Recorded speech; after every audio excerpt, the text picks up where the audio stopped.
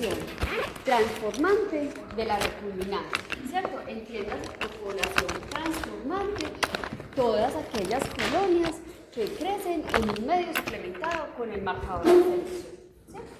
Y entiéndase por recombinantes todas aquellas colonias transformantes que además poseen en el sitio múltiple de clonación el inserto, ¿cierto? Entonces yo les decía que muchas veces cuando no se tienen, uno puede tener un vector que no tenga esa característica, ¿cierto? La selección va a tardar un poco más o uno hace la selección de otra manera, ¿cierto? Entonces, gracias a la incorporación de este gen que tiene aproximadamente, que son aproximadamente 750 pares de bases, gracias a eso es que se pueden diferenciar las colonias. Porque a las colonias que lo tienen, el marco de lectura está intacto, ¿cierto? Se expresa una proteína con actividad beta-galactosidasa. Pero aquellas que son recombinantes porque se les incorporó un inserto en el sitio múltiple de clonación, háganse de cuenta que ese gen fue desplazado. Y al ser desplazado, pues se va a codificar una proteína, pero con actividad diferente a la beta-galactosidasa. Entonces, por eso, cuando se le adiciona el sustrato, así tenga el sustrato, pues no hay actividad, ¿cierto? O sea, la actividad es nula, entonces no hay una interacción entre la enzima y el sustrato, por tanto, no se genera un compuesto de color, ¿cierto? Entonces, siempre todas las colonias que son transformantes, no tienen inserto, entonces, ¿qué les pasa? Son de color azul, mientras que las recombinantes, las que poseen el inserto, van a ser de color blanco en un medio solamente, en un medio que está suplementado con ampicilina o con el marcador de selección y con el sustrato, ¿cierto? Este no es el único sistema. Hay otros sistemas diferentes, como otro que utiliza otra casa comercial, es por ejemplo un gen que codifica para la apoptosis. Entonces, mientras el gen está intacto, ¿eso qué significa? Significa que todas las colonias transformantes nunca las vas a ver, porque como el gen de la apoptosis está intacto, entonces todas las colonias que tengan el plásmido se van a dirigir a apoptosis, o sea, no van a crecer. Entonces, en esos medios, cuando el plásmido porta es el gen de la apoptosis, uno solamente ve la población recombinante. ¿Sí? Sí, es claro. Bueno, entonces, muchas veces uno no porta, o sea, no posee ese plásmido, ¿cierto? O sea, uno, por ejemplo, con ustedes estamos trabajando con el PUC18. El PUC18 tiene esas características. Marcador de selección, que es la ampicilina, no es diferenciación para E. coli, un sitio múltiple de clonación, tal cual la ven ahí, y ese sitio múltiple de clonación está inmerso en un gen de la Z', ¿cierto? Entonces, ¿cómo haremos la selección? La selección normalmente se hace con ampicilina y con exgal. Pero entonces, ¿qué es lo que sucede? Muchas veces cuando los insertos son pequeñitos, estoy hablando de más o menos 100 pares de bases, ¿qué es lo que pasa? Pues simplemente 100 pares de bases no alcanzan, sí desplazan el marco de lectura, pero la proteína que se codifica aún tiene actividad beta-galactosidasa, entonces uno ve toda la población azul, ¿cierto? Entonces le toca a uno empezar a buscar entre la población azul cuáles son las recombinantes. Entonces, esto solamente es para decirles que todos los sistemas no son infalibles, ¿cierto? Entonces, uno tiene que tener otras alternativas. Entonces, mi pregunta es, si tenemos una estrategia de clonación entre el BANH1 y el HindE3 en este vector, entonces, ¿cómo haremos para hacer la selección de las colonias? No solamente entiéndase con que de pronto no tengo esgal, no me ha llegado el esgal, o cualquier otra eventualidad puede suceder. ¿Qué otra manera? O simplemente lo que uno siempre hace. uno no solamente se basa en el color, lo tienes que corroborar de otra manera. Entonces mi pregunta es, ¿cómo ustedes pueden corroborar que efectivamente las colonias blancas poseen el insecto?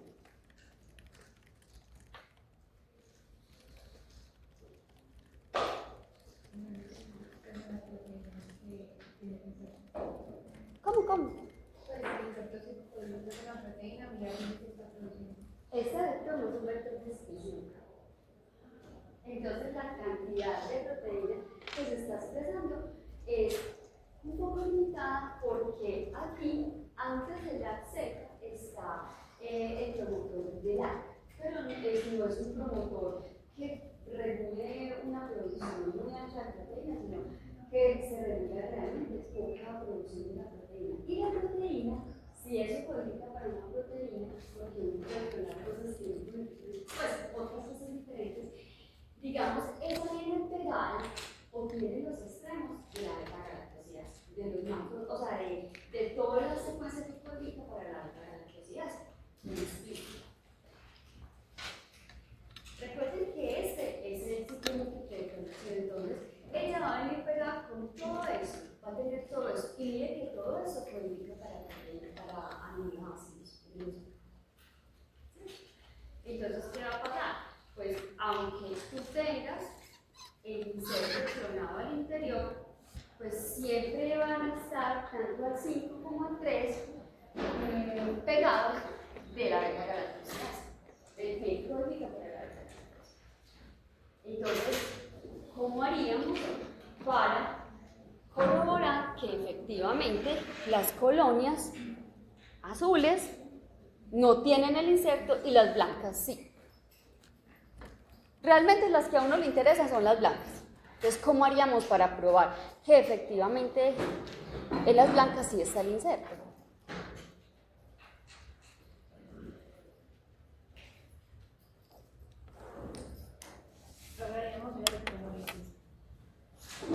Miraríamos las demandas, el vector digerido sería de 2.600 más o menos y el recombinante sería de 4.000. Y ya sabríamos que tiene el insecto. Me estás hablando de muchas cosas, ¿cierto? Porque me estás hablando de una electroforesis y de unas bandas. Cuando uno hace una extracción de DNA plasmídico de una célula de coli, ¿sí se recuerdan cómo es que si uno corre esos ácidos nucleicos, qué te dan? ¿El qué? Estamos hablando de que yo tengo dos células. Una célula blanca, que yo entendería, si le puse excar, que debe tener el insecto. Y también tengo una colonia azul. Mi pregunta es, ¿cómo verificar que esta porta el insecto y cómo verificar que esta no porta el insecto? Lo que está diciendo Luisa es que hacemos una extracción de DNA plasmídico, ¿cierto? Luisa, eso fue lo que dijiste. Cuando uno esta célula la pone en medio, en un medio con un marcador de selección y hace una extracción de DNA plasmídico sin hacerle nada, o sea, solamente la extracción, ¿qué es lo que vemos en el video?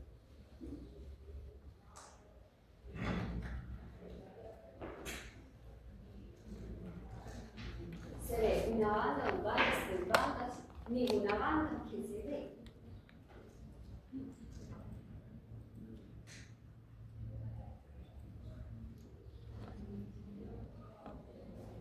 ¿Los datos, profe?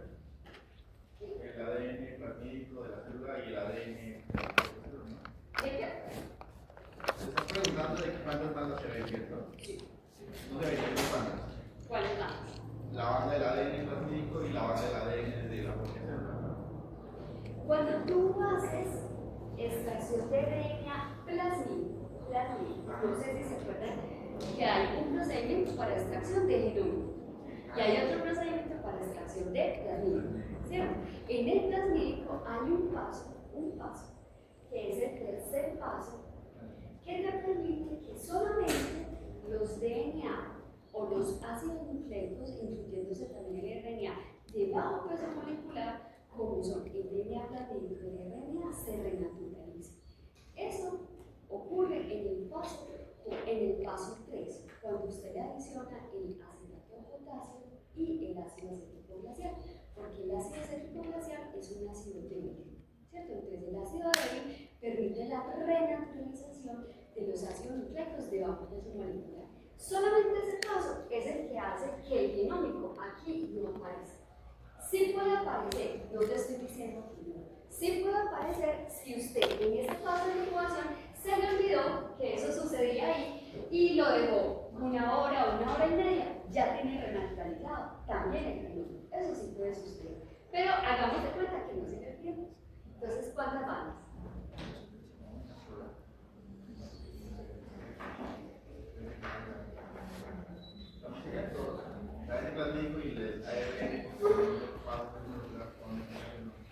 El RNA degradado normalmente se ve y realmente se ve como un manchoncito, no se ve nada, se ve como un manchoncito. Pues yo creo que serían dos, pero le separaría como la parte del inserto y la parte del sujeto. ¿Y por qué se van a separar?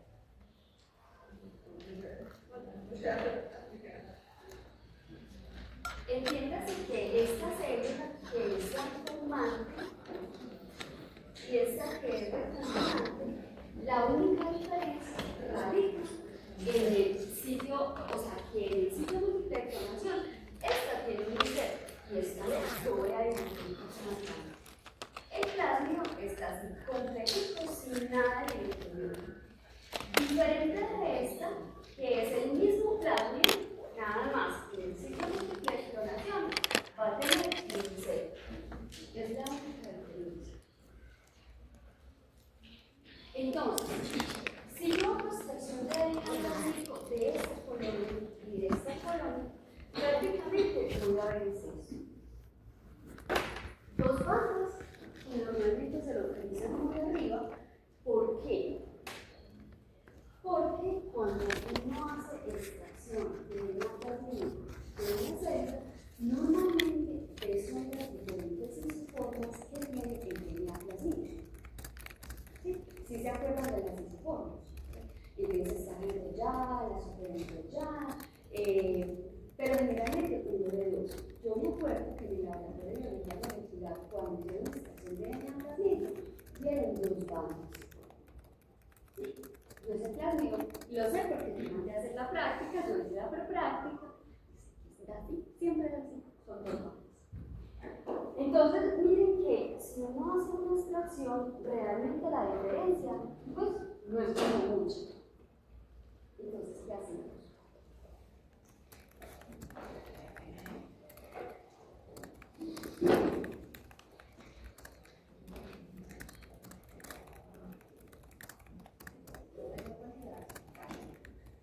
¿Tú sabes cuánto vale una secuenciación? Se puede hacer una PCR que es mucho más fácil, mucho más asequible, mucho más económica. ¿Y cómo haría la PCR?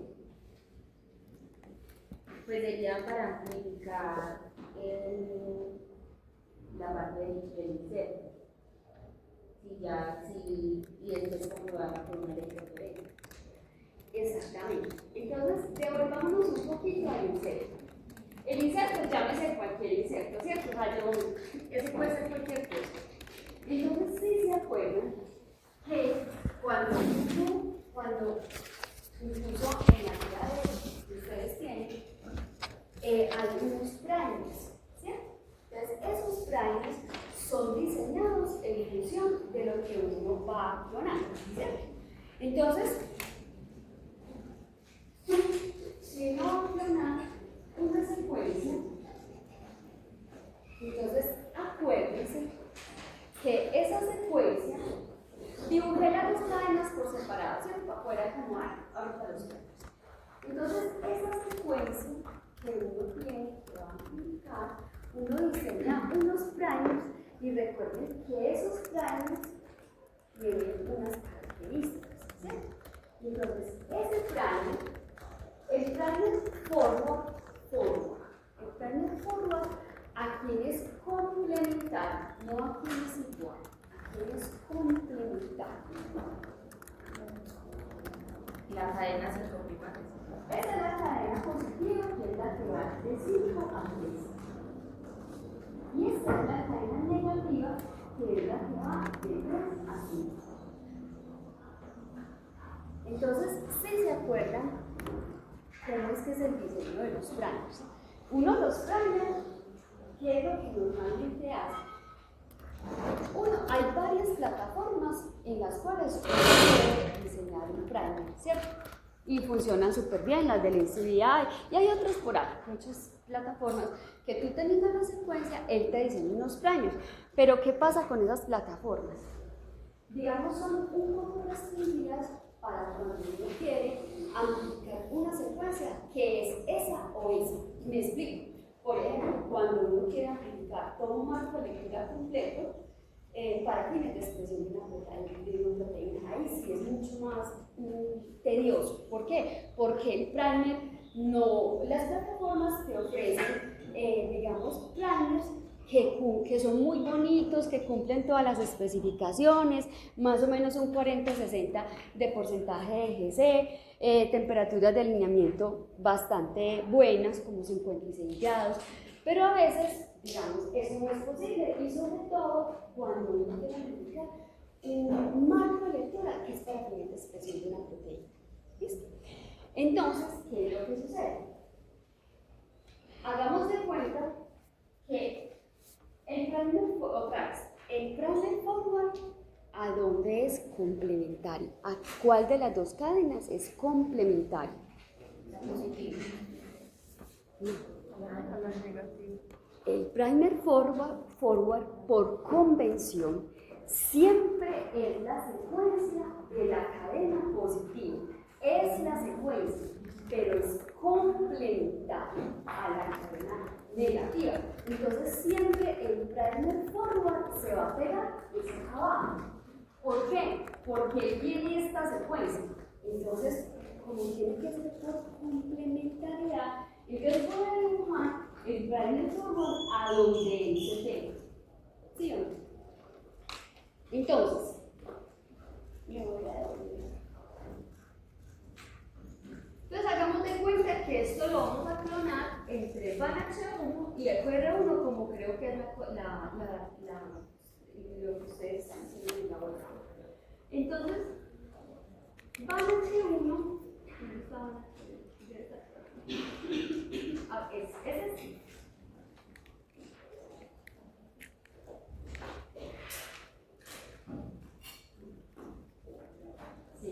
Entonces, voy a poner la secuencia de VanH1. Entonces, yo sí les había dicho, y lo hago pues intencionalmente para que vean ustedes cómo es que se hace. Cuando uno habla de diseñar unos planos para fines de clonación, ¿eso qué quiere decir? Eso quiere decir que al primer, antes y después, se le va a poner el sitio de restricción, porque usted el primer lo manda a sintetizar. Usted manda la secuencia y le pone los nucleótidos así organizados como usted los puso, o sea, como usted los mandó a sintetizar. Entonces, la secuencia de VanH1 o el sitio de reconocimiento de VanH1 es GGA, y el complementario sería TCC. ¿Cierto? Entonces siempre el primer es el que va a aportar el sitio de reconocimiento.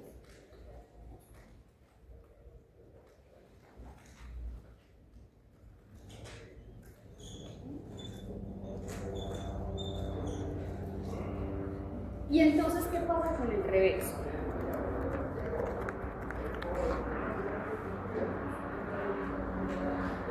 El reverso, ¿a quién es complementario? Dime, Juan.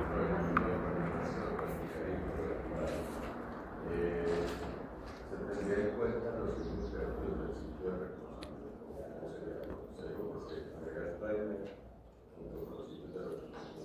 Sí, uno lo que hace es mandar a sintetizar esta secuencia. Y a esa secuencia tú le pones el plan y le pones el sitio de reconocimiento. ¿Cuál es el sitio de reconocimiento de AHV? GGATCC. Entonces, por eso estoy ubicando el primer a donde se ubicaría y con la cola del sitio de reconocimiento. ¿Sí? ¿Qué pasa con el reverso? El reverso aquí es complementario.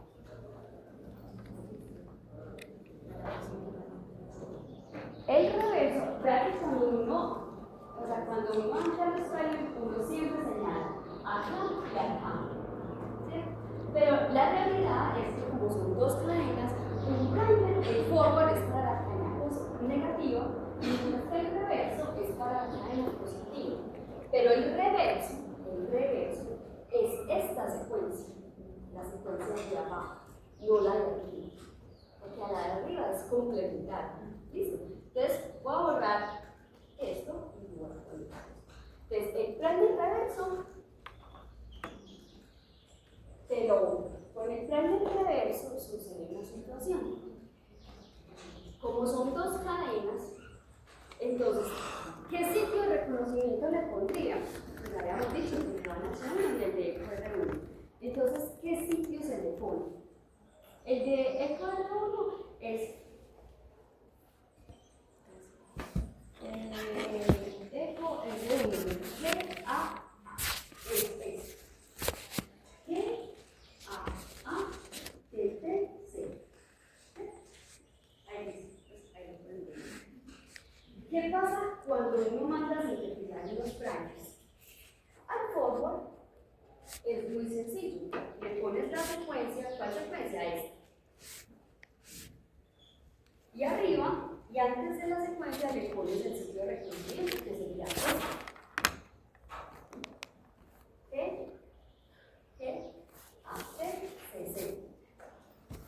Pero, ¿qué pasa con el reverso? El reverso es la secuencia de la cadena de abajo. Pero todos los planes se tienen que mandar a sintetizar de 5 a 3. O sea, en dirección de 5 a 3. Entonces, el reverso, usted simplemente selecciona esta secuencia, la voltea y le hace el reverso. Entonces, ¿qué es lo que pasa? Él me tiene que quedar en esta dirección. Siempre. Yo sé que el reverso tiene la otra dirección, pero para fines de síntesis, usted lo tiene que mandar así.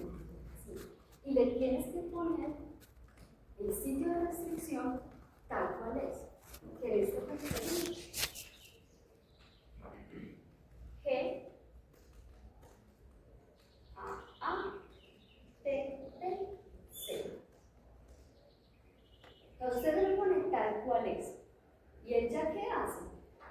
Miren la dirección del primer. El primer va para allá. Pero eso no significa que el primer siempre, o sea, eso no significa que el primer en el DNA se vaya a anclar así. Él se ancla a como es complementario. Entonces, esta flechita yo simplemente la voy a voltear para poderlo poner allá. ¿Qué me queda acá? Que el nucleótido me queda acá. Entonces yo leo al revés, de aquí para allá. C, D, T, A, T.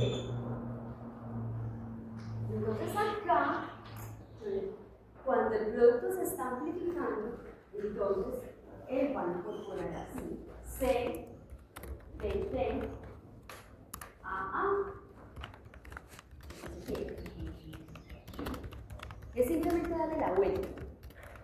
Entonces, cuando uno está amplificando a partir del DNA, fuente que ustedes necesitan utilizar ese link, entonces el primary forward se debe a la cadena negativa. ¿Y el que hace? Es simplemente extiende. ¿Hasta dónde? Hasta que la procesibilidad del tiempo se lo permita. Y en el mismo momento, el primer reverso se está uniendo a una cadena positiva y hace exactamente lo mismo. Entonces, miren que hasta este momento, pues, digamos, eso no le sirve para fines de clonación. ¿Por qué? Porque para fines de clonación tiene que tener los dos extremos con el sitio de restricción. Y hasta el momento no se tiene. Entonces, por eso, en el primer ciclo, lo único que se hace es incorporar un solo ciclo de restricción a la cadena. En el segundo ciclo se incorpora el segundo ciclo de restricción. Y a partir del tercero, ahí ya se van. Entonces vamos a ver cómo es que se van incorporando. Este primer forma, se pega a una cadena negativa. Me sintetiza una positiva. Entonces, lo recién sintetizado es la cadena positiva. Y el primer reverso se pega a una cadena positiva y me sintetiza una negativa. Entonces, miren que siempre se mantiene esa complementariedad de secuencia. Entonces, a la cadena positiva, ¿quién se pega? El reverso. Entonces, el reverso, aquí, en esta parte, yo voy a poner el mismo reverso porque el reverso siempre va a tener esta secuencia. Entonces, C, D, E, A, G. Bueno, yo voy a poner un porque este reverso, lo voy a poner aquí. Este reverso vino y se complementó a esa cadena, que esta es positiva. Y voy a poner la secuencia. C, D, A, G. Miren que esa cadenita ahí, en ese momento, ella queda desapareada. Lo único que lo sostiene es la complementariedad de secuencia que hay en ese momento acá. Entonces, cuando eso sucede, ella ¿qué hace? Extiende el estado de oscuro. Si está utilizando esta azul como molde, ella viene y extiende hasta todo completo. O sea, ahí ya no se pone esa restricción. Entonces, ¿qué hace? C, D, A, G y D. Entonces, miren que ahí ya me va poniendo completo. Entonces, miren que si vemos solamente esta, ya está. Bueno, no está todavía. Entonces, ¿qué pasó con la otra? La de arriba. Esta se extendió con este tramo. Esta es una cadena negativa. Y el tramo es una cadena negativa. El forward, ¿cierto? Y el forward tiene esta secuencia. Entonces, miren que el forward tiene esta. Entonces, como esta es una cadena negativa, entonces en el siguiente ciclo de amplificación, ella se amplifica con el prime forward. Entonces, aquí pongo el prime y aquí pongo la secuencia que tiene el prime, que sería G, A, D, C, C.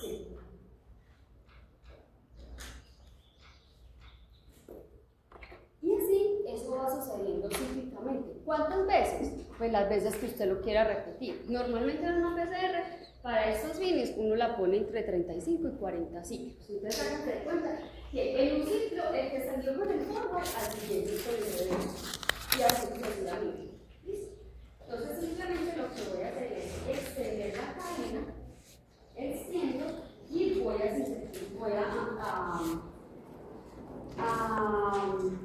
dibujarle el complementario. G, A, D, P, C. Y en el siguiente, pues, miren que aquí ya está este ciclo de restricción. Entonces, por eso es que al final de todo esto, ¿qué es lo que vamos a obtener? Una sola población de DNA donde va a tener G, A, T, C, C. Y el complementario C, D, A, U, D. Aquí vamos a tener entonces, mírenlo acá, G, A, D, T, C, y abajo, C, D, T, A, perdón. C, T, T, A, G. Entonces, miren que los productos, pues el producto que se obtiene de una amplificación con unos drivers que tienen los sitios de restricción, al final es este. Entonces, miren que esta es la razón por la cual uno normalmente, cuando uno dibuja y hace pues como el esquema, uno siempre en la cadena positiva vas a poner el sitio de restricción tal cual, ¿cierto? Entonces para van H1 sería G, A, B, C, C. Y para EQR1, G, A, T, T, C. Y abajo el complementario, como lo acabo de explicar.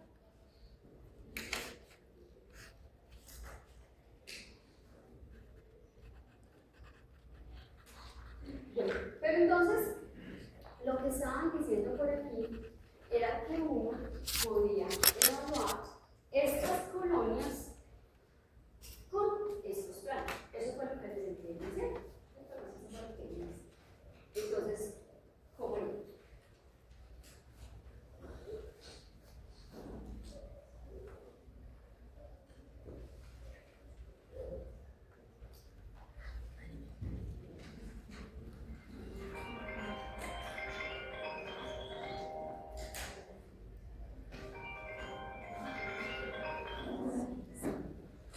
¿Cómo pudiéramos evaluar esas colonias con esos planos?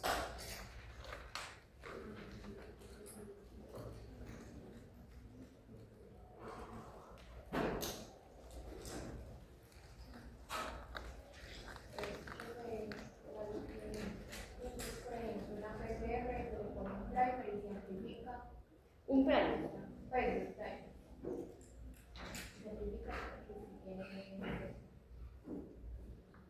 Entonces, hagan en cuenta que en este, por ejemplo, en el recombinante, usted amplifica con estos planos, ¿cierto?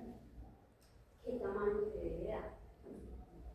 Dependiendo del tamaño que tenga, dependiendo del tamaño que tenga eso. Y en este, entonces, si yo amplifico con los planos del inserto, normalmente lo que voy a ver, ¿qué es? El tamaño del inserto, ¿cierto?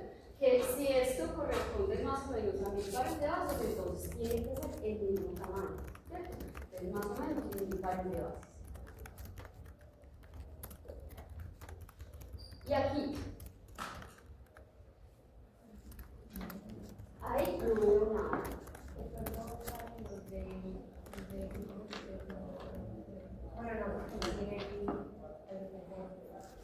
Háganse de cuenta que estos planos solamente se pegan acá. ¿Por qué? Porque solamente es la secuencia es complementaria a eso, lo demás no. Entonces, con los planes del inserto, siempre va a dar el inserto. Y en las colonias transformantes no se ve absolutamente nada. Nada.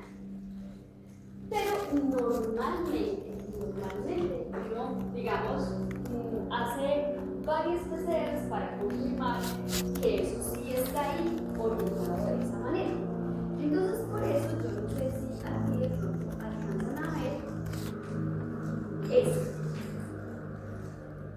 Estos son normalmente todos los vectores, todos los vectores, como lo vemos ahí, este y todo, traen unos primers que van a delimitar el sitio múltiple de detonación. Entonces, lo que hay en el sitio múltiple de detonación, él lo amplifica. Entonces, normalmente uno no trabaja con estos primers porque estos primers uno los emplea solamente para fines de amplificación del inserto. Para fines de corroborar esto, si el inserto está en el vector, normalmente se trabaja con esos planos. Generalmente, casi todos incorporan las secuencias de un fajo que se llaman los M3. Es una secuencia que está antes y después del ciclo múltiple de detonación. Entonces, esos primers, háganse de cuenta que son unas secuencias que están un poquito antes. Miren que el ciclo múltiple de detonación para este vector es desde el T3 hasta el QR1.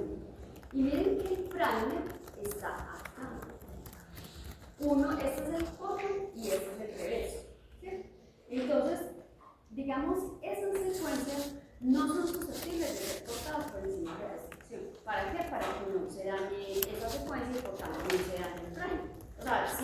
haya un ciclo en el cual el primer pueda alinearse y amplificar lo que haya de aquí para acá.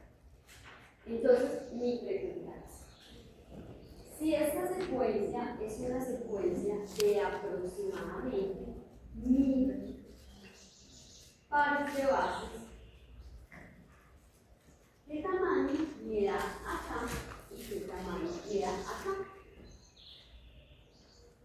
Ojo que tienen que considerar la estrategia de clonación.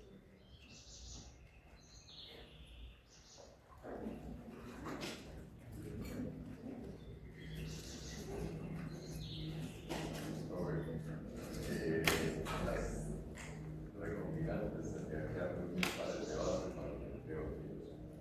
El sitio de reconocimiento de las transformantes solamente abre una banda con los suficientes de reconocimiento sin ¿Cuánto? ¿Cuánto? ¿Cuántos nucleótidos? Ahí está.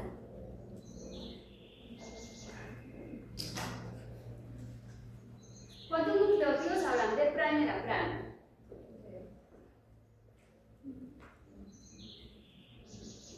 Habíamos dicho que de aquí para acá, ¿cuántos había? 57. Pues si no, uno cuenta, ¿sí o no? Entonces, pues eso es muy sencillo. Uno que hace cuenta por tripletes, siempre le pongo la vez. Entonces, miren, voy a contar por tripletes, multiplicamos por 3 y contamos lo que nos está pasando. Entonces, 1, porque miren que el primer está desde acá. O sea, hay que considerar ese nucleótido que queda ahí. ¿Listo? Entonces, 1, 2, 3, 4, 5, 6, 7, 8, 9, 10, 11, 12, 13, 14, 15, 16, 17, 18, 19, 20, 21, 22, 23, 24, 25, 26, 27, 28, 29, 30, 31, 32, 33, 34, por 3.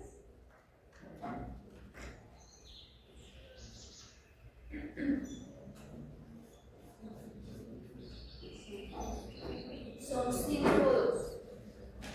¿Cierto? Entonces, de primer a primer son 102 nucleótidos. Ah, 102. Y el 1, 103. Faltó este. Más 1, 103. Son 103 nucleótidos. En un vector que no ha sufrido ninguna modificación. Pero, ¿qué pasa? Por eso les digo, considerando la estrategia de clonación, uno tiene que retirar, ¿cierto? Porque si esto se incorporó entre el pan H1 y entre el QR1, usted tiene que quitar eso, ¿cierto? Porque el vector pierde ese pedacito. Entonces,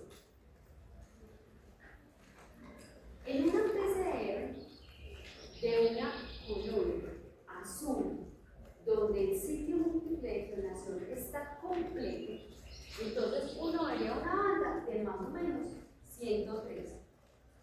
Ningún marcador de peso molecular te da 103. Normalmente es 5. ¿Cierto? Entonces, uno corre un marcador de bajo peso molecular y te debe corresponder aproximadamente a una banda de 103. ¿Cierto? ¿Qué tamaño esperaríamos en la recombinancia?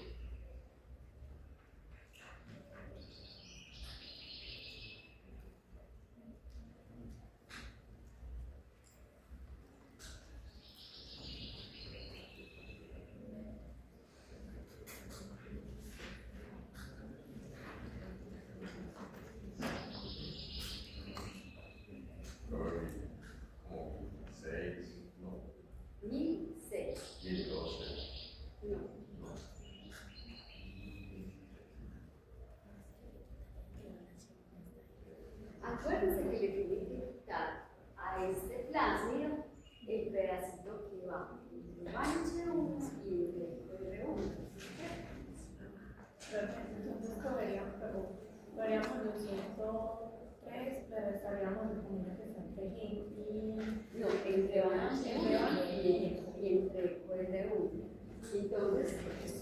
Entonces, para eso es que a uno le sirven las posiciones.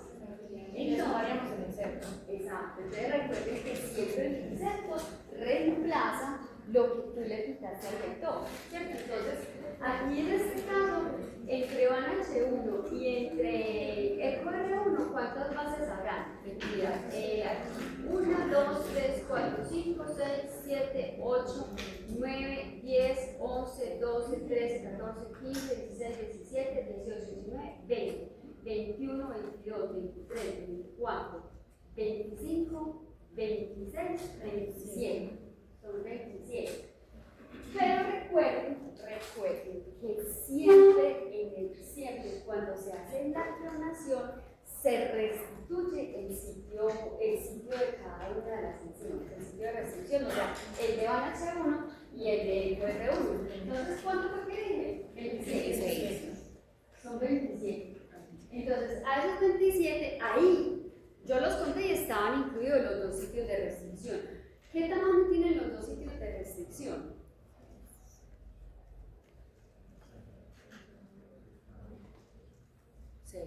Son 6 cada uno, ¿cierto? Entonces usted ahí le tiene que restar los 12. Entonces, ¿cuánto le quedan? 15. Entonces sería 103 menos 15 más 1000 pares de base. Más o menos eso quedaría en una banda recombinante, te daría más o menos 1082.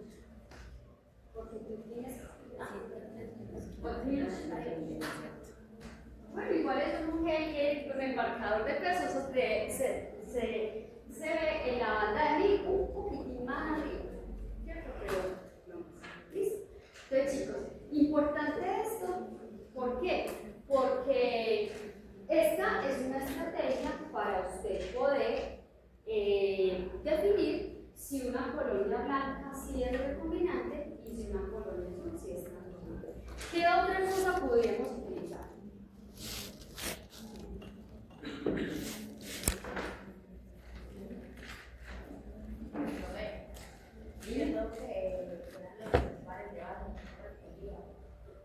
¿A qué correspondían los principales de base?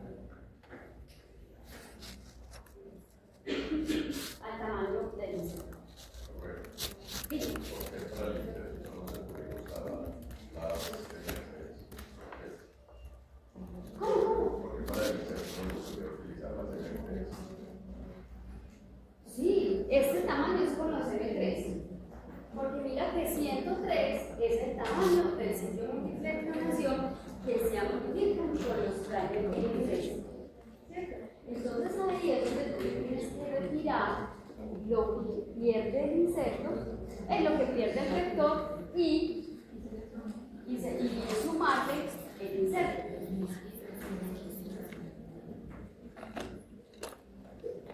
Chicos, ¿todo claro? Los veo por ahí. ¿Quién te explica? Después de la fiesta, el otro día hay todo bien, pero hay que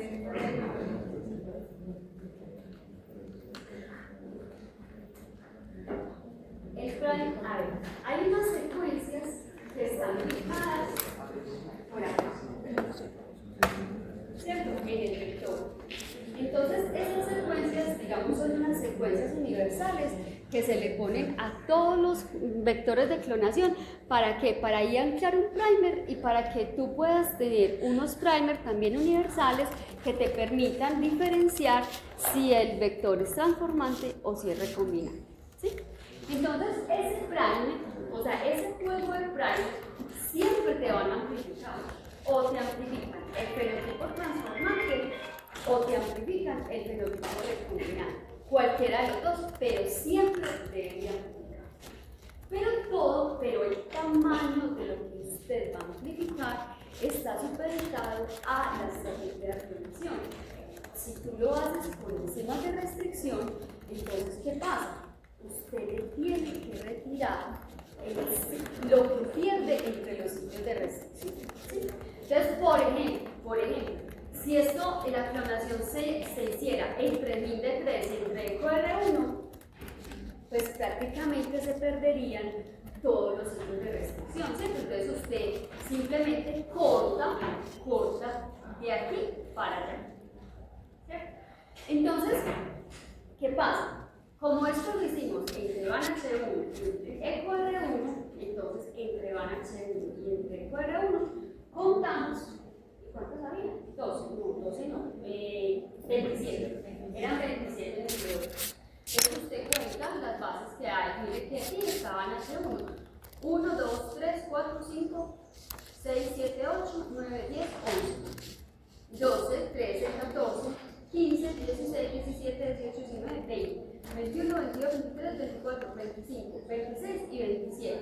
Ahí están los 27 nucleótidos que usted perdería, pero usted no los pierde porque recuerde que en el vector, cuando usted hace la digestión, le quedan 6 nucleótidos aquí y le quedan 6 nucleótidos acá. ¿Sí? Entonces, esos ciclos de restricción se restablecen. Por eso, a los 27 le quité los 12, pero no se los estoy sumando al 0, porque se los sumo en el 1 o se los resto en el otro. ¿Sí?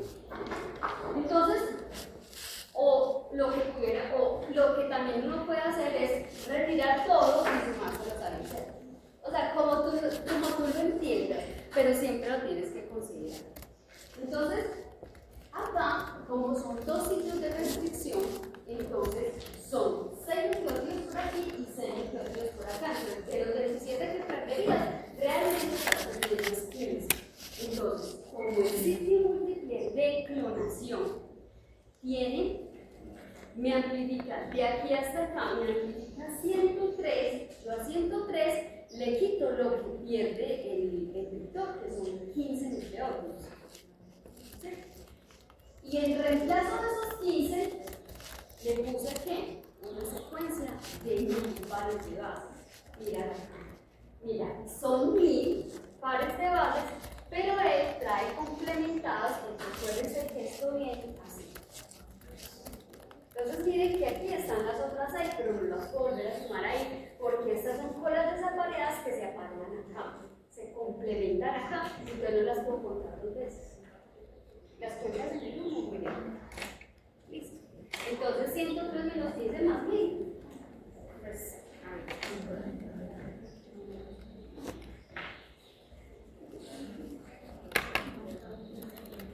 103 menos 15 da 88 más 1000, 1088. Entonces, por eso, cuando tú amplificas con el primer M13 y si es una colonia recombinante, entonces te tiene que dar 1088 pares de bases, más o menos. La coqueta de 1000 es suficiente.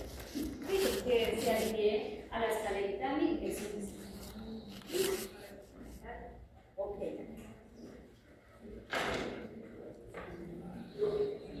¿Qué otra estrategia pudiéramos utilizar para llegar al mismo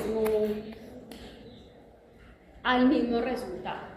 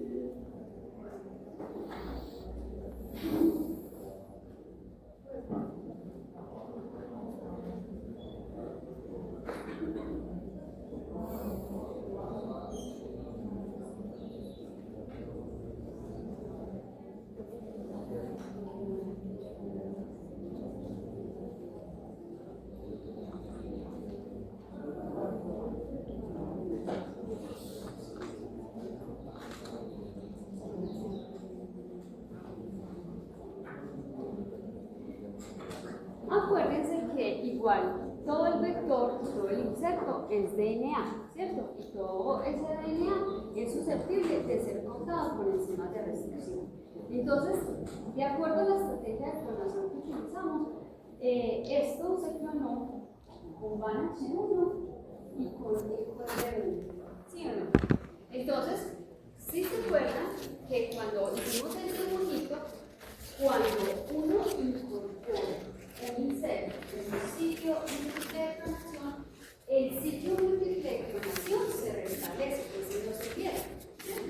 Entonces, todo lo que hay al interior de VAN-H1 y EQR1, todos esos sitios se perdieron, ¿cierto? Porque fue lo que dio el vector. Entonces, por ejemplo, el vector ya no tiene el sitio de restricción para ESMA1, ni para GN, ni para SAC1, pero sí tiene todos los sitios que están por encima de VAN-H1, o sea, IN3, PST, 15L2, SAL1, para abajo no le quedó ninguno, pero igual el vector acá le van a quedar todos estos sitios de restricción, todos estos. Entonces lo que les estoy queriendo decir es que la otra estrategia que uno normalmente utiliza es con enzimas de restricción. ¿Qué es lo más fácil?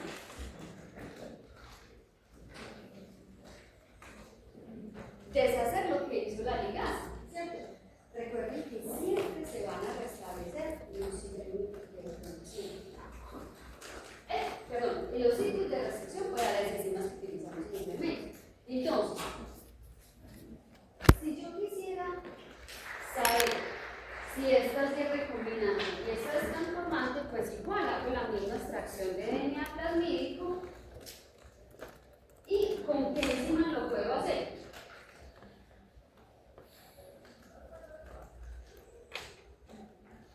¿Con qué? Con las mismas. Entonces, ¿qué va a pasar?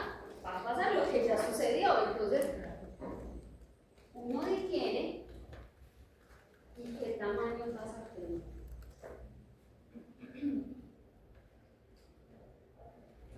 En la recombinante se extraía 1000, pues En la recombinante, mira que se va a producir el fragmento de 1000 que tiene los sitios desapareados. Entonces sería un fragmento de 1000 y el otro fragmento. serían 27. 27. ¿Qué tamaño tiene todo el vector? Que te quedas todo el vector. Cuando ya tenemos todo el vector. El vector tiene un tamaño de 2686 pares de bases. ¿Cuántos perdió? ¿No? Él perdió 15.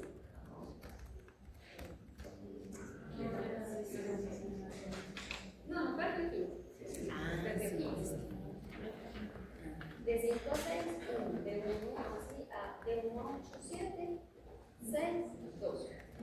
Vas a ver un fragmento de más o menos 1000 pares de bases y otro fragmento mucho más grande de 2671.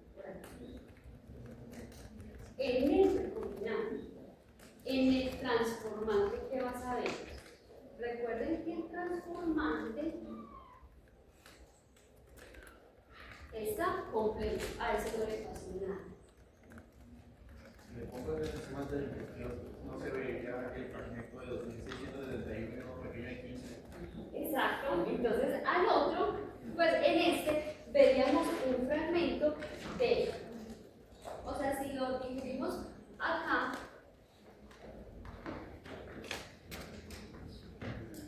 es como volver a cortar esto acá, entre VAN-H1 y EQR1. Entonces, más o menos cuánto, una cosa de 15, que los fracciones de 15 casi nunca se ven. Eso que hay dividido es muy chiquitico. Y la banda, exactamente igual a esta. ¿Sí? Sí. Sí, porque estás utilizando las enzimas que utilizaste para fines de información. Yo no estoy diciendo que tú las tengas que utilizar. Usted puede utilizar las que usted quiere y pueda. Entonces acá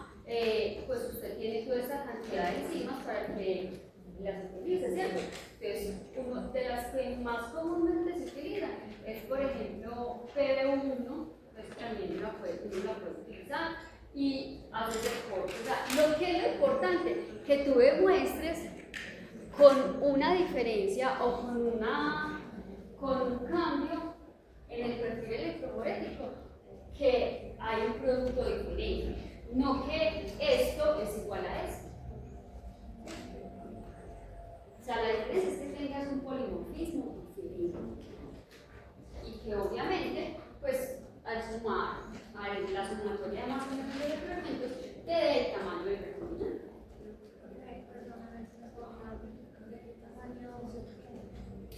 En el transformante, este sería más o menos de 15 núcleos de interés o 15, y este sería más o menos de 2631. O sea, los dos serían de 2631. No sería 27, porque las enzimas no están estableciendo, pero el estudio de la reproducción no está estableciendo por el inserto. Sí, pero tú tienes que considerar que estas dos colas te quedan desapareadas.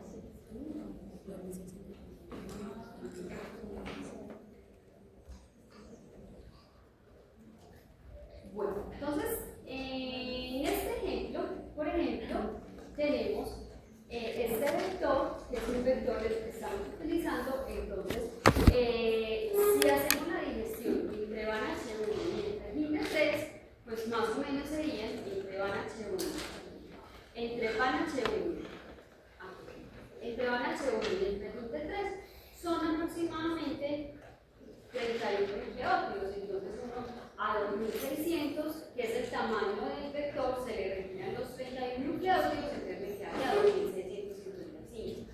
Y el inserto, si es de 1432, usted lo suma, entonces el tamaño del vector recombinante, ¿cuánto sería?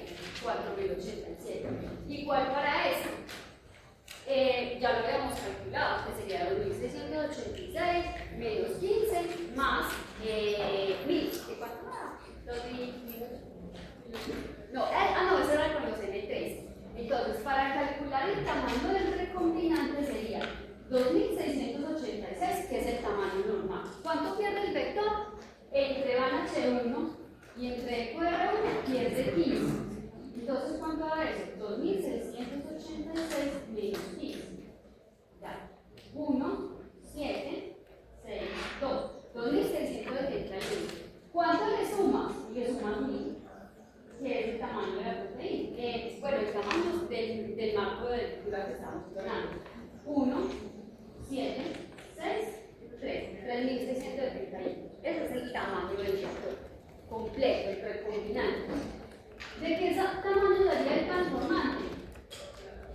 2686. Porque recuerden que el transformante no le pasa nada. Profe, pero en el transformante quedan las dos bandas de 2671 y de 15. La del transformante. Queda la de 15, que es de lo que pierde, y del 2671 o el completo. No, aquí estoy calculando el tamaño completo. Y esta sumatoria, o sea, cuando tú sumas esto más esto, te tiene que dar el tamaño completo. O sea, aquí es el tamaño, cuando uno calcula el tamaño completo, míralo acá. 2686 menos 15, 2671. Le vuelvo y lo sumo 15, ¿cuánto da? 2686. Pero si no, o sea, mi pregunta es, la banda de arriba es del 2671. Sí, pero esto es porque es con enzimas de restricción, con VANH1 y con el QR1. Cuando tú digieres, como hay dos sitios de restricción y es un plasmido circular, ¿cuántos fragmentos obtienes? 2. 1, 2. Pero aquí lo estoy considerando completo, cerrado, sin al derecho ningún tipo de digestión. Porque recuerden, con las enzimas de restricción lo partimos, lo cortamos. Entonces me va a quedar en fragmentos. ¿Sí? Preguntas. Profe, considerando los completos, también no podríamos correr una electroforesis y mirar las diferentes. Sí. ¿También? Sí, pero te vuelve a dar lo mismo, porque recuerda que un plásmido recién extraído de la célula migra es por sus isoformas. Entonces, puede que sí haya un pequeño desplazamiento, un pequeño, pero digamos, no es muy significativo. Para poder evaluarlos, tendríamos que o medirlos o utilizar O amplificar. Sí. Dime. Profe, en el recombinante no sería 2.771 más 1.088. ¿Cómo? Pues para el tamaño total del recombinante no sería 2.671 más 1.088. 1088 no, el tamaño del producto clonado es de 1000. No de 1088. 1088 nos dio por acá cuando dijimos. Cuando era por los primer M3. Que en los primer M3, recuerden, son 103 menos 15, que eso me daba de 5 a 13, 8, de 88. ¿Sí o no? Y esos 88 le sumaba 1000. Entonces ahí dan los 1088. Cuando ves que no recuperas el orden perdido entre las enzimas. ¿Cómo así? Porque aquí vemos el vector digerido, entonces se le quita 31. Y ese fragmento ese fragmento es el que viene reemplazando el inserto. O sea, ese fragmento, digamos, necesitamos retirarlo. Por ejemplo, si esto fuera el vector solito, voy a quitar lo que es el inserto. Miren que el vector tiene que perder algo. ¿Para qué? Para que le queden estos bordes cohesivos. Porque si no, no le quedan cohesivos. Espera, sí. ¿O por qué lo vamos a recuperar? ¿O para qué? Es que en la otra le estábamos, en la amplificación, le quitábamos lo que perdía, pero le volvíamos a dar los finales. No, si se fijan, yo solamente lo considero en una sola, o lo considero en el vector o lo considero en el inserto. Porque ¿qué es lo que pasa con los bordes de los sitios de restricción? Usted le queda una cola desapareada, esta cola. Usted esta cola o la suma en el vector o la suma en el inserto. Miren que yo en el inserto realmente serían 1012 pares de vasos, pero yo esas dos se las estoy considerando acá, no acá. Pero usted las puede considerar donde usted quiera, en el inserto o en el vector, pero los tiene que considerar. ¿Listo? Pero no de en la digestión. Sí, dime.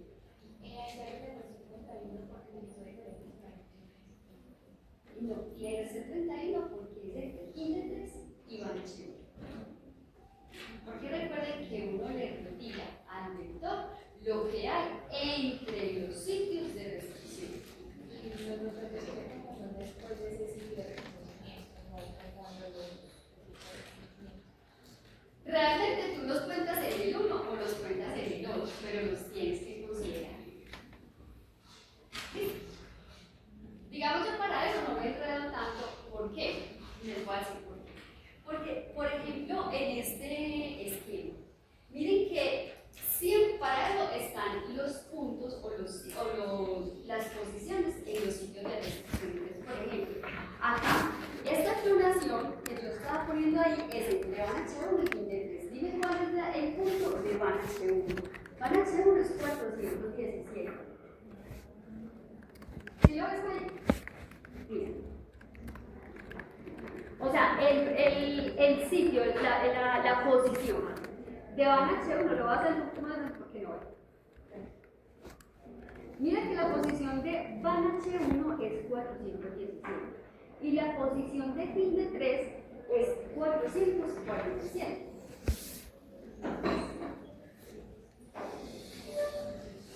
Entonces, cuando es por posiciones, es mucho más fácil, porque con el número usted ya no tiene que contar cada nucleótido, sino que simplemente resta la posición. Entonces aquí usted le puede considerar el más 1 o no, yo ahí se lo consideré desde 417 y 447. ¿Cuántos nucleótidos hay?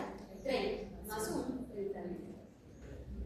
Pero ojo, al inserto no le vas a sumar más nucleótidos del sitio, de los sitios de restricción. ¿Por qué? Porque ya los estás considerando. ¿Qué es eso? O sea, simplemente usted cuenta en uno o en el otro, pero no en los dos. Hay una pregunta. Correcto. Sí. Yo no quiero recordar el clima en la PCR En la PCR te aparecen tantas bandas como juegos de Prime tú incorporas. No tiene que ver nada la PCR con la restricción. Tú haces una PCR y siempre en una PCR para estos fines te da o la banda transformante, que son 103 nucleótidos, o te da la banda recombinante, que son 1088 nucleótidos. Cuando es con los N13, que son los del vector. Si lo haces con los gametes del inserto, te da el tamaño del inserto únicamente en el vector recombinante. En el transformante no te da nada. Pero cuando estamos hablando de restricciones, tenemos que entender que estamos trabajando con un DNA plasmídico que es circular y dependiendo de los sitios de corte de las una o dos enzimas de restricción que tú utilices, pues vas a obtener los productos. Ahí sí normalmente se obtiene más de un producto, porque es un corte. Preguntas.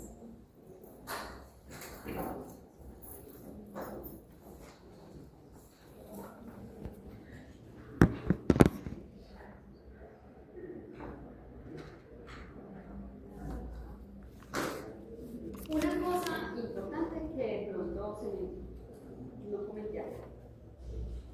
Si se acuerdan que el operador LAC tiene un represor. Ahí, ¿cómo está? ¿Está de expresión constitutiva o está regulado? Regulado, entiéndase porque tiene LAC-I, o sea, el represor.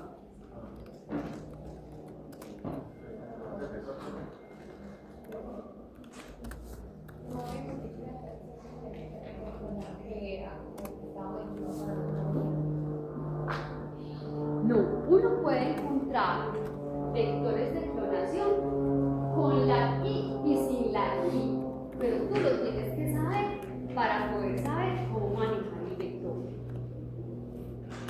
¿Este estará regulado o estará de expresión constitutiva? Si se acuerdan que el operador LAC tenía un promotor, un gen LAC-I, que este gen LAC-I es el represor que codifica para una proteína que se pliega de forma tetramérica y que lo que hace es siempre imponerse o posarse en el operador para impedir que la RNA polimerasa pueda avanzar y exprese los genes. ¿Sí se acuerdan de eso? Entonces, en muchos vectores de clonación está la reacción de la Z-alfa. Pero eso no significa que tenga o no tenga LAC-I, por eso uno tiene que mirar qué es lo que tiene. Entonces mi pregunta es, de acuerdo a la información que ven aquí, LAC-Z' se expresa de manera constitutiva o se expresa de manera regular. Constitutiva. ¿Por qué? Constitutiva. Porque no hay un represor, o sea, aquí está el operador, yo si esto lo tengo, no. Aquí, por ejemplo, no hay un represor. Si estuviera el represor, digamos el represor es un gen bastante grandecito y que normalmente se ubica antes del LAC-Z y está en contrasentido del LAC-Z. Entonces, normalmente siempre está por acá. Pero digamos, este vector, así como está en este momento, es el vector con el que trabajamos, con el que trabajan ustedes en el laboratorio y este funciona de manera constitutiva. ¿Eso qué quiere decir? Constitutiva quiere decir que el promotor que tiene aquí es un promotor que se está expresando siempre. Entonces, si se está expresando siempre, lo que haya, ya sea la Z o lo que haya en el sitio múltiple de clonación, se va a expresar, pero por eso es constitutivo. Si tuviéramos la I acá, ¿cómo funcionaría el vector?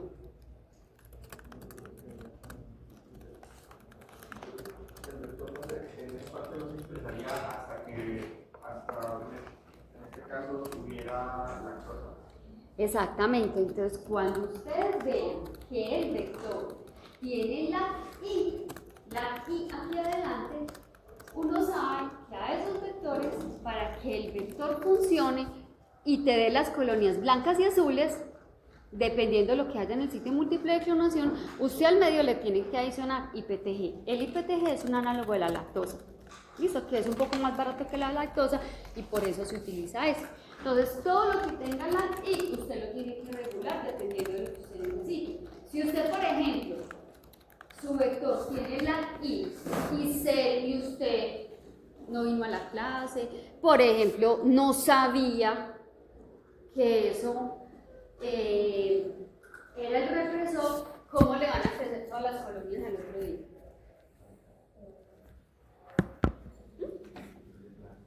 Le echó SGAR, le puso ampicilina. ¿De qué color le van a crecer? Todas le van a crecer blancas.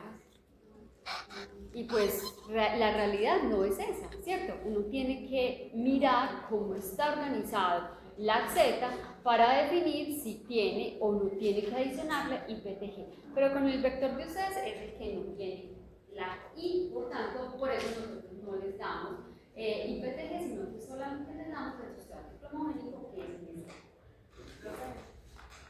Sí, en el medio mira glucosa y lactosa, pero de manera débil, como sería el color de las colonias.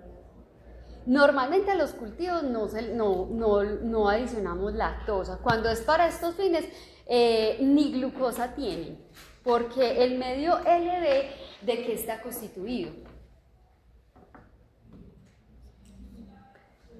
El LB es el único medio que trabajamos acá, que es con lo que crece, o sea, es un medio mínimo en el cual crece el coli y no es un medio pues así rico, no, ni de enriquecimiento tampoco, es un medio básico en el que crece el coli. El medio LB está constituido por triptón, extracto de levadura y sal. No tiene ni rastros de glucosa, ¿cierto? Entonces, digamos, ella crece ahí en condiciones bastante precarias, por decirlo de alguna manera. Entonces, E. coli va a utilizar los sustratos dependiendo de lo que haya en el plásmido, porque el plásmido es el que le va a regular todo. Sí. El IPTG se adiciona cuando tiene ¿Qué crees? La I es el represor. Entonces, cuando hay la I es un gen que tiene una regulación que es de expresión constitutiva. Él siempre se va a expresar. Si usted ve la I, siempre se expresa. Entonces, la única forma de ponerle como el quieto a la I es adicionándole la lactosa.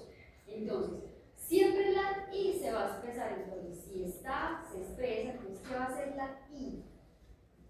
Sintetiza el represor y el represor va a ser hasta el operador.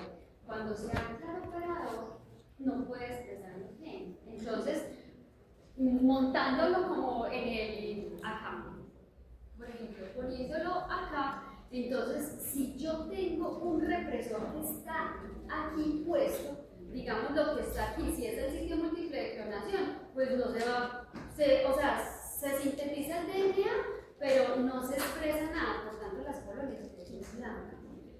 Entonces, si tiene la I, el vector, usted tiene que poner IPTG al medio. ¿Para qué? Para que el IPTG lo que haga es cambiarle la configuración o alterarle la configuración a ese represor y lo quite del operador. Y ahora sí se puedan expresar esto. ¿De acuerdo? Preguntas.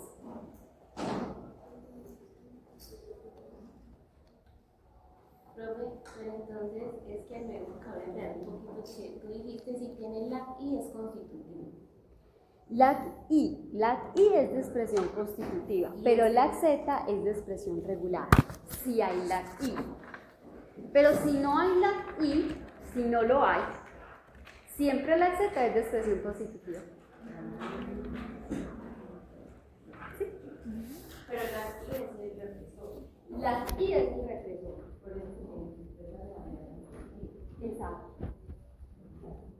O sea, siempre la I se va a expresar de manera constitutiva, siempre.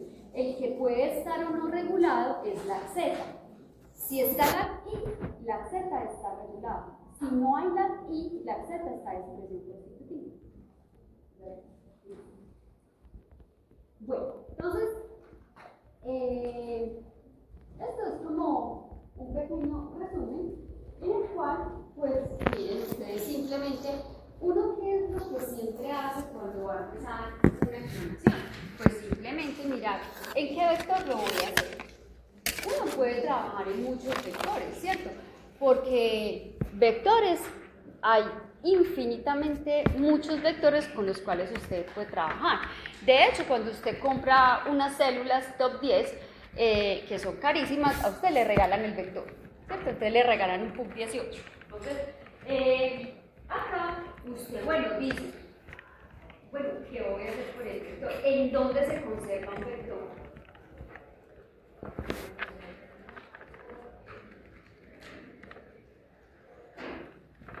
¿Cómo se conserva un vector? Porque usted el vector se lo dan como un DNA plasmídico extraído. ¿Dónde se conserva?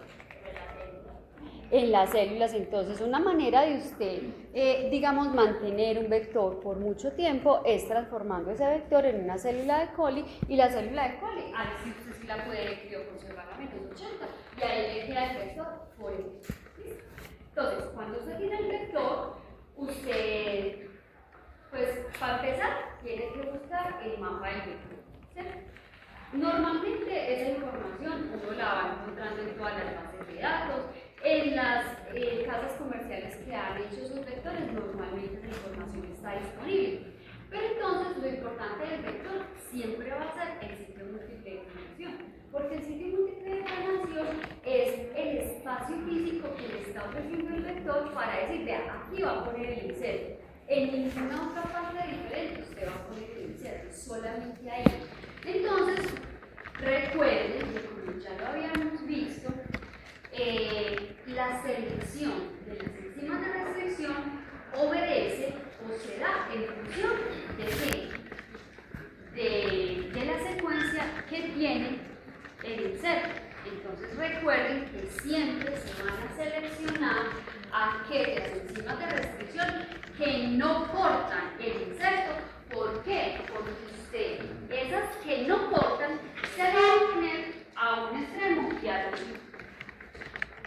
Mínimamente, ¿con cuántas enzimas usted puede hacer una clonación? Con una. Y con una, la estrategia es un poco diferente. Bueno, no cambia mucho. Lo que pasa es que con una, el vector no pierde nada. Con una, ¿qué significa? Que, por ejemplo, este inserto solamente no lo corta. ¿Dónde está el borrador? Solamente no lo corta. Por ejemplo, van H1. ¿Que hay secuencias que son así? Sí. Solamente una no lo corta. Entonces, ¿uno qué hace? Pues a ambos sitios le pone el mismo.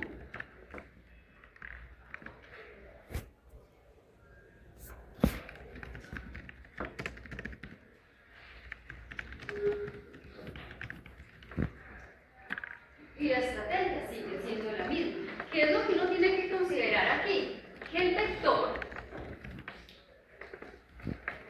cuando es cortado con una única enzima de restricción, ¿qué le pasa? pierde nada porque hace esto. ¿Cuántos fragmentos quedan?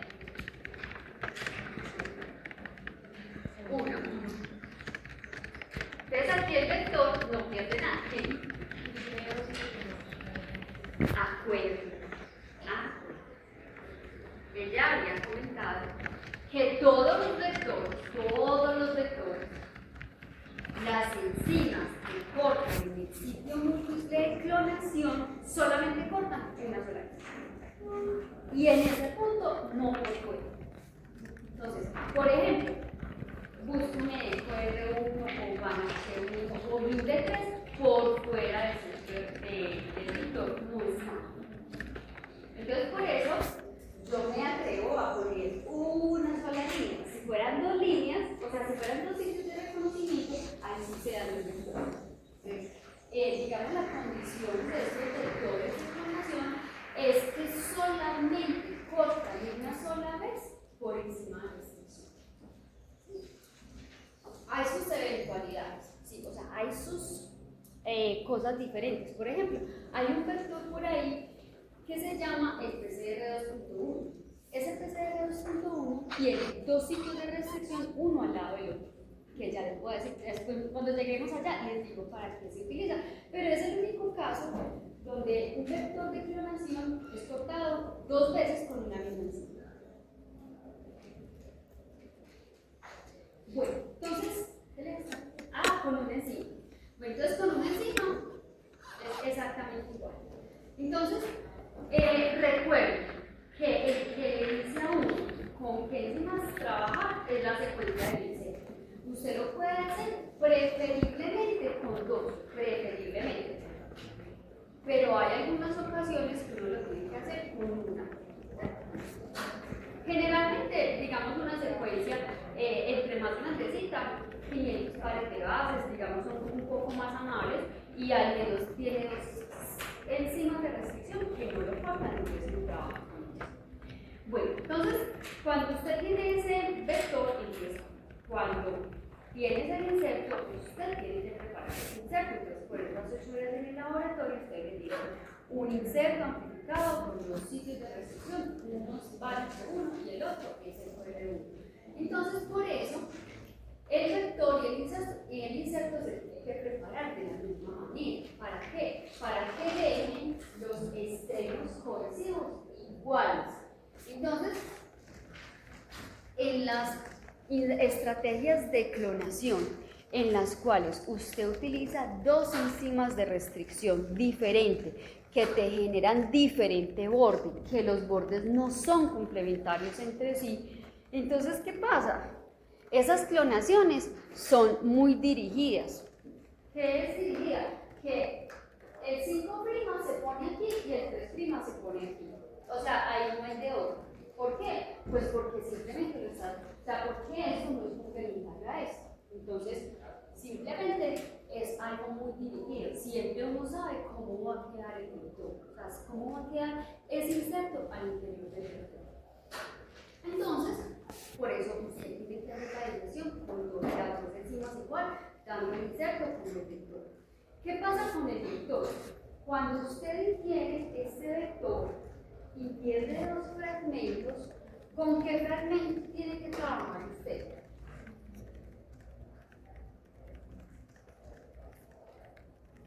¿Cuál es el que se utiliza para hacer esta clonación?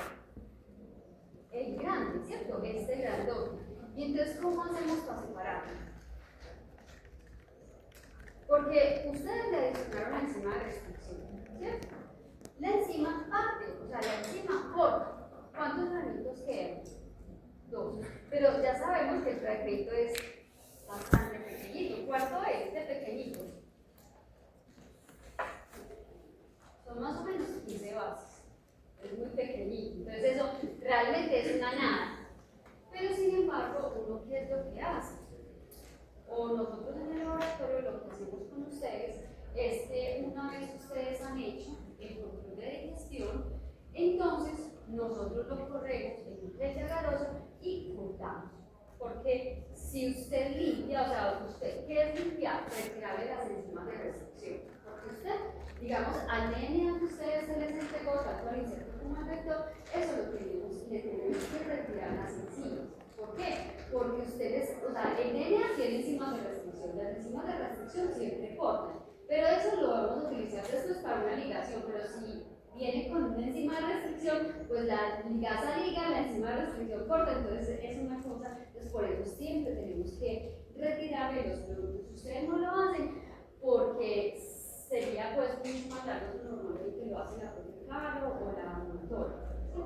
Entonces, nosotros corremos en un gel de agarrosa y cortamos la fracción blanca, que es la que se supone que tiene los sitios que están aquí cohesivos. Y con eso es que ustedes trabajan. El inserto también lo tenemos que limpiar, pero ese es más sencillo. Pero ese no lo tenemos que correr en un gel de agarrosa porque recuerden que el inserto siempre pierde son estos bordes. Entonces eso, con que hagamos el proceso, la limpieza del DNA uno lo hace con una sílica que se atrapa el DNA y luego uno la purifica. Entonces, pero con el DNA transmítico sí tenemos que hacer eso, digerir, correrlo en un gel de agarrosa, cortar el gel así, literalmente cortar el gel y limpiar. Entonces, cuando eso sucede, entonces, ¿qué se supone que ya vamos a hacer? Bueno, yo les había dicho que uno como el laboratorio de esta semana es el que se llama control de división.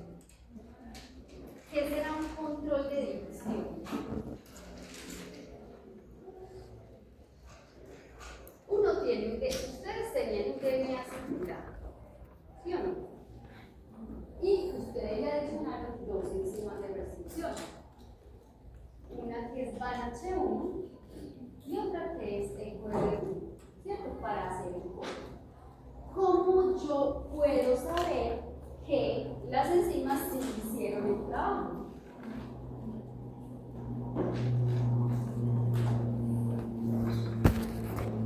¿Cómo podemos estar seguros que ese DNA sí está lineal y no circular?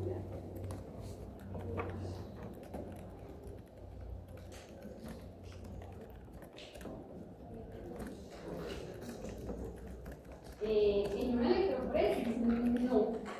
Bueno, en una electroforesis, digamos, pierde un poco la conformación. ¿Sí? Puede ser, dime Juan.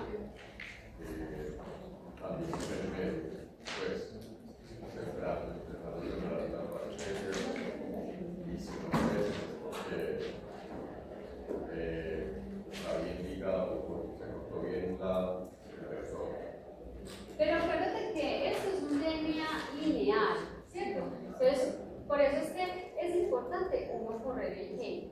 Pero nosotros hacemos esto es cuando hacemos ya el control, lo que se llama el control de división. El control de división es simplemente un control que hacemos para verificar que el DNA está lineal. ¿Los DNA lineales son viables, sí o no? Los DNA que están así lineales no son viables. Dentro de una célula no, porque todos los planos tienen que ser circulares para que la célula los pueda replicar. Si está lineal, entonces, ¿qué se supone que va a pasar? Que no está viable, ¿cierto? Entonces lo que hacemos es tomar este DNA, que supuestamente ya está lineal, y nosotros sacamos una pequeña alícuota. Entiéndase pequeña alícuota como más o menos un 10% del volumen de este. Y lo transformamos, que es transformar, incorporar ese plásmido en una célula y mirar si la célula crece o no crece, ¿cierto? Si no crece, ¿qué quiere decir? Que todo el vector está circular. Todo el vector está lineal. Pero si crece, ¿qué significa? Que hay que dejarlo otro poquito más de tiempo. ¿Listo?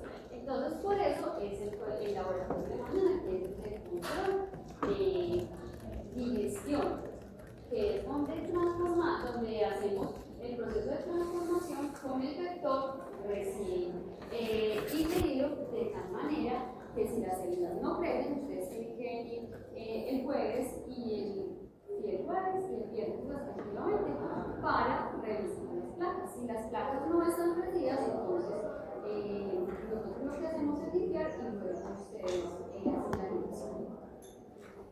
Bueno, entonces, cuando eso ya sucedió, entonces ahí sí, ¿qué es lo que hace uno? Como el inserto ya lo preparaste, lo dividiste con las enzimas de restricción, entonces simplemente mezclas una parte del inserto con una parte del vector. Pues no es que uno mezcle microlitos con microlitos, yo sé que son microlitos, pero realmente lo que importa es la relación molar. Entonces, digamos, ¿qué cantidad de inserto tengo que poner en relación al vector? Eso es importante. ¿Por qué? Pues porque muchas veces, normalmente cuando uno compra, por ejemplo, un kit de clonación, ellos te dicen, maneje una relación molar de 1 a 3.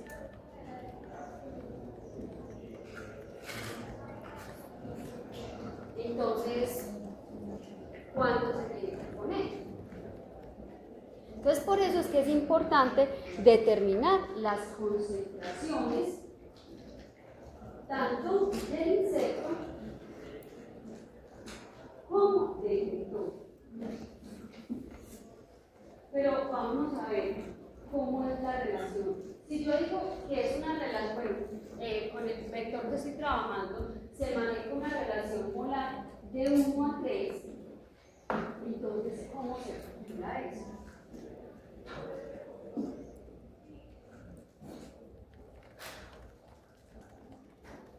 Sabemos que el vector, o sea, ¿qué es la información que tenemos de cada una de las?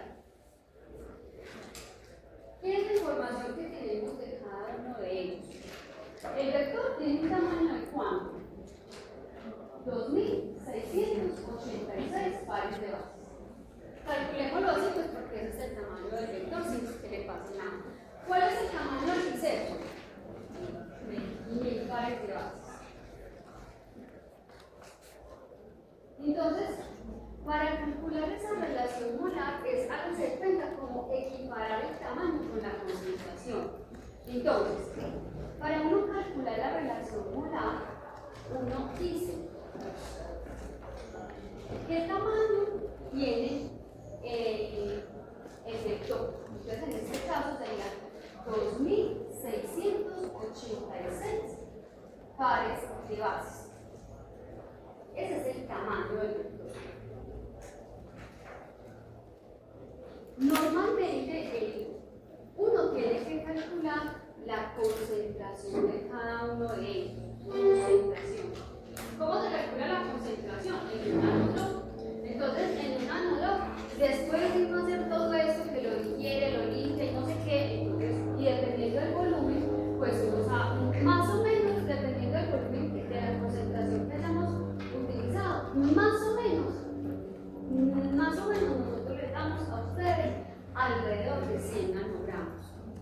Entonces esos 100 nanogramos, después de haberlo limpiado y no sé qué, me queda aproximadamente, después de haberlo limpiado, me queda aproximadamente en 50 nanogramos. Y el inserto, normalmente nosotros les damos a ustedes alrededor de 1000 nanogramos. ¿Para qué? Porque cuando uno lo limpia, o sea, cuando le retira las enzimas, uno pierde otro poco. Entonces, ¿cómo calcula la relación molar? La relación molar, uno tiene que tener en cuenta el tamaño, el tamaño del vector. El tamaño del insecto, que en este caso serían ¿cuánto? 1000 pares de bases. Esos 1000 pares de bases los multiplicas por la concentración del vector, que en este caso serían 50 nanogramos.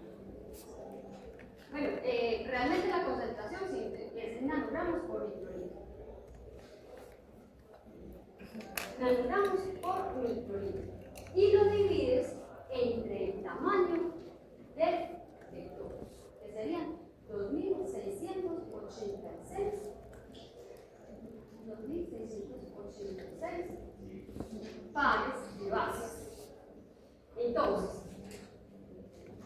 así es considerando una relación molar 1 a 1. Entonces simplemente lo que te dé lo multiplicas por 3.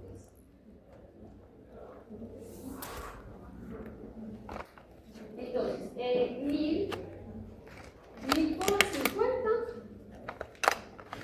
1000 por 50, eso me da 50.000, dividido 2.686. 2.686.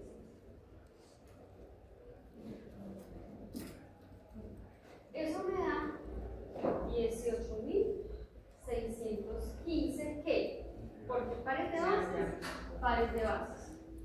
Y así son, entonces me darían nanogramos por litro. ¿Listo? Entonces, si quieren, en la otra clase terminamos y retomo pues como